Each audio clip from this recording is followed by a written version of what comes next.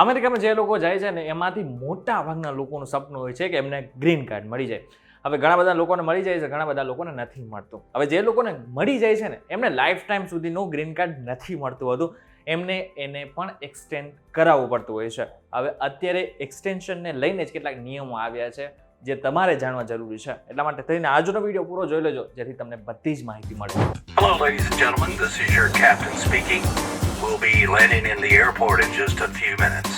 What's up, guys? Welcome to Way Nation. My name is Karan Chowdhury. અમેરિકાના citizenship and immigration service ડિપાર્ટમેન્ટે હવે જે green કાર્ડનું extension છે ને એને વધારીને 36 મહિનાનું કરી નાખ્યું છે, એટલે કે 3 વર્ષનું કરી નાખ્યું છે. આગામી 6 મહિનામાં જેમનું ગ્રીન કાર્ડ એક્સપાયર થવાનું છે કે પછી જેમનું ગ્રીન કાર્ડ એક્સપાયર થઈ ચૂક્યું છે અને નવા ગ્રીન કાર્ડ માટે જેમણે I-19 ફોર્મ ભરી દીધું છે તેવા લોકોના ગ્રીન કાર્ડનું વેલિડેશન એક્સટેન્શન ઓટોમેટિકલી 24 મહિનાથી વધીને 36 મહિના થઈ જશે.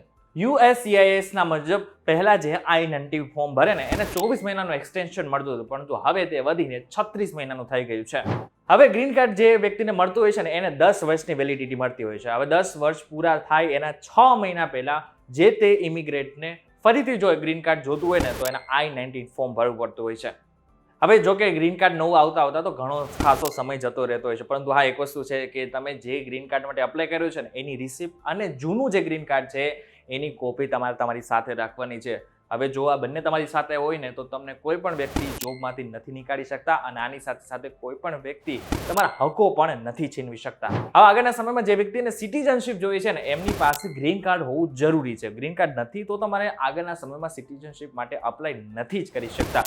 હવે જે વ્યક્તિ પાસે ગ્રીન કાર્ડ છે એમને ખાસ એ સમજવાનો જરૂર છે કે એ બધા જ હક મેળવી શકે છે. એટલે કે સામાન્ય અમેરિકન નાગરિકને જે તે હક મળે છે ને બધા જ હક એ વ્યક્તિને એટલે કે ગ્રીન કાર્ડ ધારકને મળતા હોય છે. પરંતુ હા એક વસ્તુ એ પણ છે કે તમે ગ્રીન કાર્ડ સાથે વોટ નથી કરી શકતા. ગ્રીન કાર્ડ મળ્યાના 5 વર્ષ બાદ કોઈ પણ વ્યક્તિ સિટીઝનશીપ માટે અપ્લાય કરી શકે છે. આ 5 વર્ષના ગાળામાં એપ્લિકન્ટ ઓછામાં ઓછો 2.5 વર્ષ માટે યુએસમાં રહ્યો હોય અને યુએસની બહાર તે 6 મહિનાથી વધુ સમય માટે ન ગયો હોય તે જરૂરી છે. હવે ગ્રીન કાર્ડ માટે મેં ઓલરેડી એક વિડીયો બનાવી ચૂક્યો છે જેની લિંક મેં ડિસ્ક્રિપ્શનમાં આપેલી છે, ત્યાંથી તમે ડાયરેક્ટ એને જોઈ શકો છો. અને હા એક વસ્તુ એ પણ છે કે અત્યાર સુધી તમને એ પણ ખબર પડી ગઈ કે અમેરિકામાં ગ્રીન કાર્ડ માટે કયા નવા નિયમ આવ્યા છે. ત્યારે આ બાબતને લઈને તમારું શું કહેવું છે અમને કોમેન્ટ કરીને ચોક્કસ કહેજો. વિડીયો તો જો તમને કોઈ ઇન્ફોર્મેશન મળી હોય તો વિડીયો લાઈક અને શેર જરૂરથી કરજો. તથા આવા જ ઇન્ફોર્મેટિવ વિડીયોઝ માટે VTVgujarati.com ની અમારી ચેનલ એકવાર સબસ્ક્રાઇબ કરી નાખજો. અને આવા જ ઇન્ફોર્મેટિવ વિડીયોઝ અને આર્ટિકલ વાંચવા માટે અમારી એક એપ્લિકેશન પણ છે કે જેનું નામ છે VTVgujarati.com.